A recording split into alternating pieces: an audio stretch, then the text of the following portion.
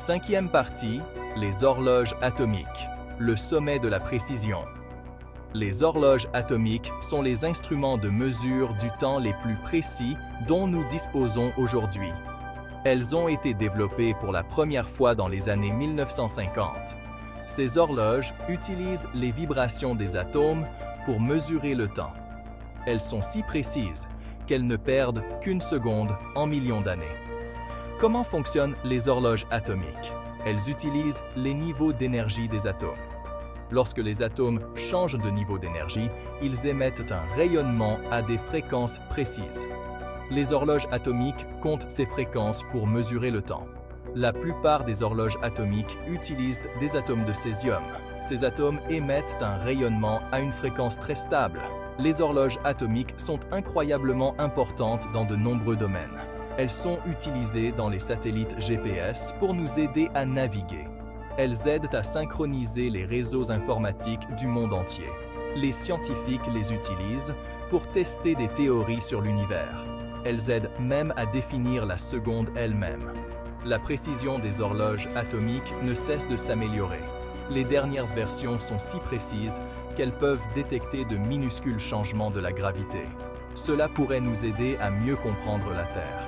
Cela pourrait même conduire à de nouvelles découvertes en physique. Les horloges atomiques nous montrent comment la mesure précise peut ouvrir de nouvelles portes à la science. Sixième partie. Pourquoi n'y a-t-il pas d'horloge atomique dans nos poches? Les horloges atomiques sont étonnantes. Elles sont super précises. Alors pourquoi ne les utilise-t-on pas dans la vie de tous les jours? Il y a deux raisons principales à cela. Premièrement, elles sont trop grandes. Deuxièmement, elles sont trop chères.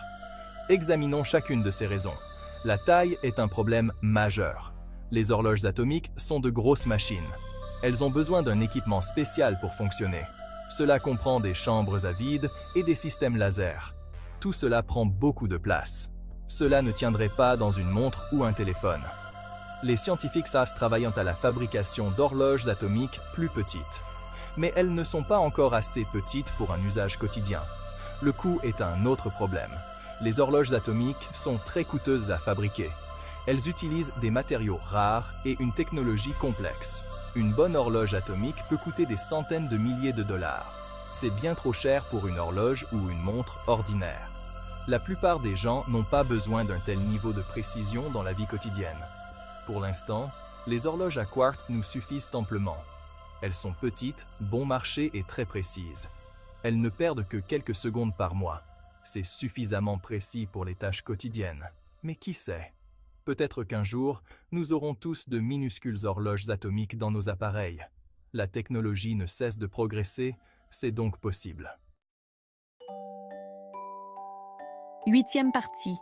Science à faire soi-même. Construisez votre propre anémomètre. Faisons une expérience amusante.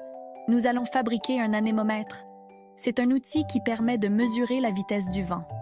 Il est facile à construire et nous aide à comprendre comment les scientifiques mesurent les choses. Voici ce dont vous avez besoin. 4 gobelets en carton, 2 pailles, un crayon avec une gomme, une épingle et une agrafeuse.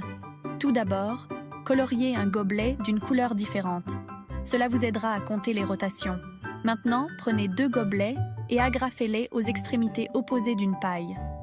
Faites de même avec les 2 autres gobelets et la deuxième paille. Vous devriez obtenir une forme de X. Agrafez les pailles ensemble au milieu, formant un signe plus.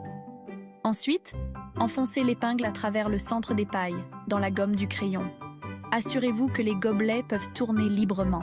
Votre anémomètre est prêt. Pour l'utiliser, tenez-le dehors par une journée venteuse. Comptez combien de fois le gobelet coloré tourne en 30 secondes. Multipliez ce nombre par 2 pour obtenir le nombre de rotations par minute.